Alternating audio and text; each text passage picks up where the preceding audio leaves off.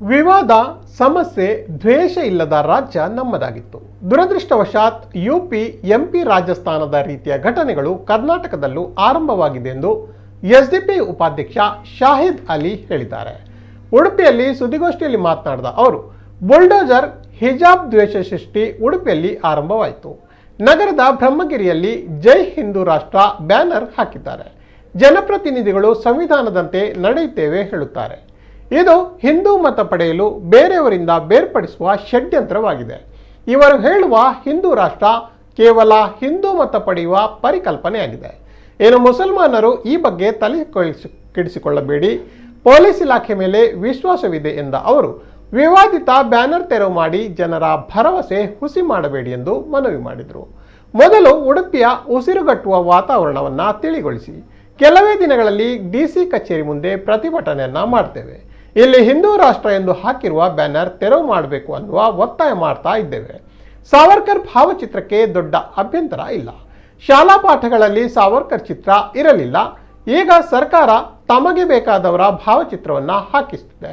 ನಾವು ಇದರ ಬಗ್ಗೆ ತಲೆ ಕೆಡಿಸಿಕೊಳ್ಳಲ್ಲ, ಯಾವುದೇ ಗಡುವನ್ನ ನೀಡಲ್ಲ, ಹೋರಾಟ ಮಾಡ್ತೇವೆ, ಜನರಿಗೆ ಮನವರಿಕೆ ಮಾಡ್ತೇವೆ. ಈ ಬಗ್ಗೆ ಜಿಲ್ಲಾಧಿಕಾರಿಗೆ ಮನವಿಯನ್ನ ನೀಡ್ತೇವೆ. ಹಿಂದೂ ರಾಷ್ಟ್ರ ಆದರೆ ಅದರಿಂದ ಆಗುವ ಸಮಸ್ಯೆ ಬಗ್ಗೆ ಮನವರಿಕೆ ಮಾಡ್ತೇವೆ. ನಾವು ಯಾರಿಗೂ ಕೌಂಟರ್ ಕೊಡಲ್ಲ. ಸಂವಿಧಾನ ವಿರೋಧಿ ಕೃತ್ಯ ಆಗದಂತೆ ತಡೆದು ಹೋರಾಟದ ಮೂಲಕ ಶಾಂತಿ ನೆಲೆಸಲು ಪ್ರಯತ್ನ ಮಾಡ್ತೇವೆ ಎಂದಿದ್ದಾರೆ.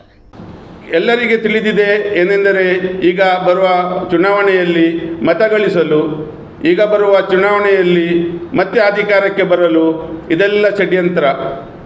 ಗುಜರಾತ್ನಲ್ಲಿ ಗೋಧ್ರಾ ಆಯಿತು, ಆಮೇಲೆ ಪುಲ್ವಾಮಾ ಆಯಿತು, ತಾಜ್ ಹೋಟೆಲ್ನ ವಿಷಯ ಆಯಿತು. ಇದೆಲ್ಲ ಬರುವುದೇಕೆಂದರೆ ಎಲೆಕ್ಷನ್ ಹತ್ತಿರ ಆಗುವಾಗ ಬರುವುದು ಇಂಥದ್ದೆಲ್ಲ ವಿಷಯ. ಆದ್ದರಿಂದ ಯಾರು ಮುಸಲ್ಮಾನರು ಇದರಲ್ಲಿ ಕೆಡಿಸಿಕೊಡುವ ಅವಶ್ಯಕತೆ ಇಲ್ಲ. ಇಂತಹ ಸಂವಿಧಾನ ನಮ್ಮ ಹತ್ರ ಇದೆ.